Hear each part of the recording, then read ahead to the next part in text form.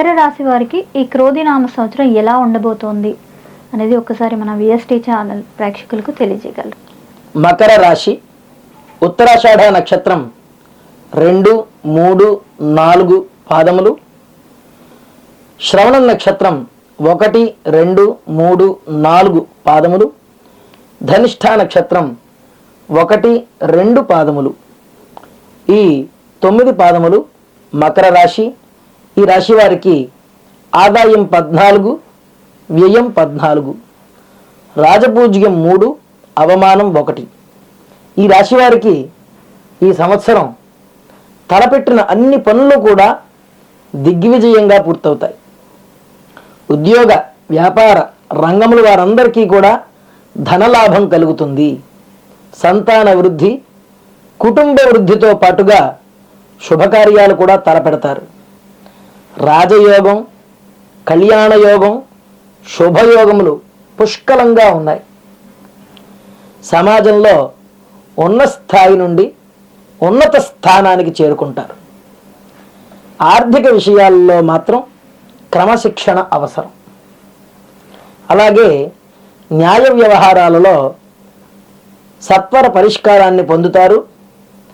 అన్ని పరిశ్రమల వారికి కూడా ఈ సంవత్సరం ఈ రాశి వారికి అనుకూలమైనటువంటి సమయం. శుభవార్తలు వింటారు.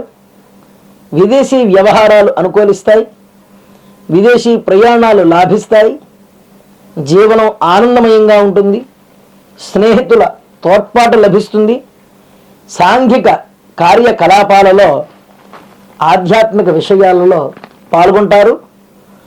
విలువైన వస్తువుల పట్ల జాగ్రత్త అవసరం. ఇంట ఉన్నా బయట ఉన్నా వారి వస్తువుల పట్ల వారు తగినటువంటి జాగ్రత్తలు తీసుకోవాలి.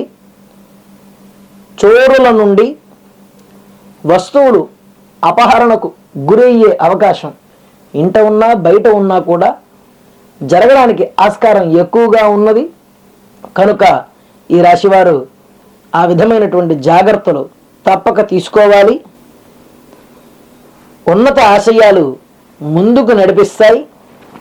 అన్ని విషయాల్లో ప్రతిభ కనబరుస్తారు. శత్రువుల నుండి జాగ్రత్త వహించాలి. ఉత్తరాషాఢ నక్షత్రం వారు క్రమశిక్షణతో విజయాలు సాధిస్తారు.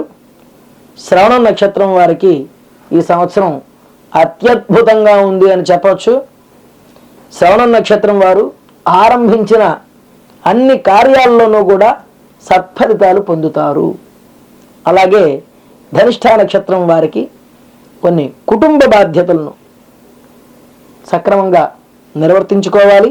సమర్థవంతంగా నిర్వహిస్తారు. వీరి అదృష్ట సంఖ్య 8. సుబ్రహ్మణ్య ఆరాధన, గణపతి ఆరాధన చేసుకోవాలి. అలాగే నవగ్రహాలకి ప్రదక్షిణం చేసుకోవాలి. నవగ్రహాల దర్శనం చేసుకోవాలి. ముఖ్యంగా